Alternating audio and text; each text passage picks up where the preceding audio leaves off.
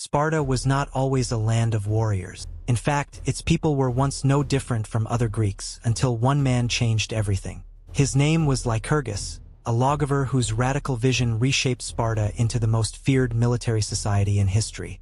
His creation, the Agoge, a brutal training system designed to forge boys into warriors and eliminate the weak. In Sparta, only the strong survived. Lycurgus believed that discipline and physical prowess were the foundations of a great society. To ensure Sparta's dominance, his system extended to every Spartan citizen, men and women alike. While girls were not subjected to the same harsh regimen, they trained in running, wrestling, and combat to ensure they would bear strong offspring. For the boys, however, life was about to become a never-ending battle against pain, hunger, and fear. At the age of 7, Spartan boys were torn from their families and thrown into the Agoge. There were no loving embraces, no comforting words, only a life of discipline and hardship. Unlike other Greek children, who were taught by private tutors, Spartan boys lived under strict communal supervision. One man, known as the Paidonomos, ruled over them with absolute authority. His duty? To turn them into warriors who obeyed without question. Obedience was the foundation of Spartan training. The Paidonomos had the power to punish the boys as he saw fit, and he wasn't the only one. Any Spartan citizen could command and discipline them, ensuring they were constantly under scrutiny. The boys quickly learned to walk with their eyes fixed downward, hands hidden beneath their cloaks, and mouths shut unless spoken to. Respect and silence were drilled into them from the start. As they grew older, their training only intensified. While boys in other Greek cities enjoyed freedom in their teenage years, Spartan boys entered a new stage of suffering. They were given a single cloak to wear year-round, forced to walk barefoot to harden their feet, and deliberately underfed to push their bodies to the limit. But hunger was not an excuse for weakness, it was a test of survival. They were expected to steal food to sustain themselves, yet if caught, they were beaten mercilessly. Not for stealing, but for failing to do it undetected. Every aspect of their training was designed to create warriors who could endure any hardship. They bathed in the freezing waters of the Eurotas River because hot water was believed to make men weak. They fought each other relentlessly, pushing their limits in brutal contests. Even their war marches were a psychological weapon. Marching in perfect silence, in absolute unison, they struck fear into the hearts of their enemies. Unlike modern soldiers, Spartans did not train to build massive muscles. Their goal was speed, agility, and precision. They practiced war dances, known as perikios, moving in full armor to build muscle memory and coordination. A Spartan warrior was not just strong, he was fast, disciplined, and lethal. Competition was at the heart of Spartan training. The young men were divided into teams, each handpicked by 3 chosen leaders. The rejected boys were forced to fight against those selected, creating an environment where everyone was desperate to prove themselves. Even in battle, the rivalry continued.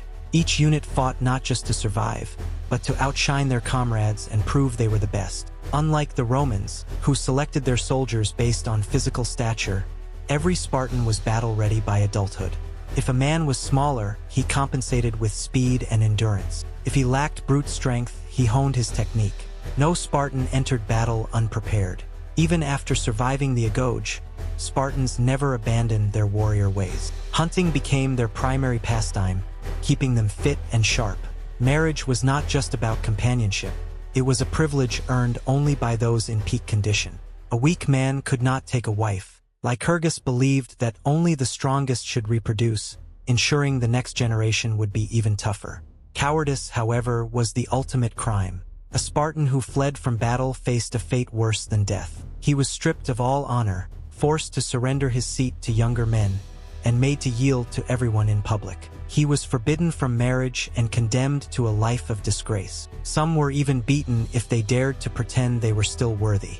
For Spartans, death was preferable to dishonor. This unbreakable code made them the most feared warriors of their time. Their training was brutal, their discipline unmatched, and their legacy immortal. But even the mightiest warriors cannot escape time. The Spartan way, once the pinnacle of military discipline, eventually met its greatest adversary, change. While their rivals adapted, evolved, and embraced new tactics, the Spartans clung to their ancient ways. Their obsession with purity, Their refusal to adopt new military strategies and their reluctance to embrace innovation would, in the end, seal their fate. At its peak, Sparta dominated Greece, standing unchallenged in its military supremacy. Their victory over Athens in the Peloponnesian War seemed to cement their invincibility. But what they gained in power, they lost in numbers, the very system that made them strong, restricting citizenship only to those who completed the Agoge, discouraging foreign influence, and maintaining a rigid warrior elite, became their undoing. With every war, their numbers dwindled. With every generation, fewer true Spartans remained. Even in their decline, their discipline and reputation remained terrifying. When Alexander the Great launched his conquest, Sparta refused to submit, sending a single-word reply to his demand for allegiance. No, and yet, while they resisted kings and conquerors, they could not resist time itself. Their isolation, their refusal to adapt, left them vulnerable. By the time Rome rose to power, Sparta was a shadow of its former self. When the Roman general Antipater defeated Sparta in 331 BC, it was clear the world had moved on. Rome's legions, adaptable and ruthless, had learned from Sparta's strengths while discarding its weaknesses. The Spartans, once the masters of war, were now little more than a relic of the past. Their legendary discipline endured, but their rigid system had ensured their own destruction. Still, Sparta never truly died. Their legacy of discipline, endurance, and warrior spirit inspired military leaders for centuries. From the Roman legions to the elite forces of today, echoes of Spartan training can be seen in every army that values strength and resilience. Even in the modern world, the phrase "Mollen Labe," come and take them, remains a symbol of defiance, first uttered by King Leonidas at Thermopylae. The Spartans may have fallen, but their legend remains immortal.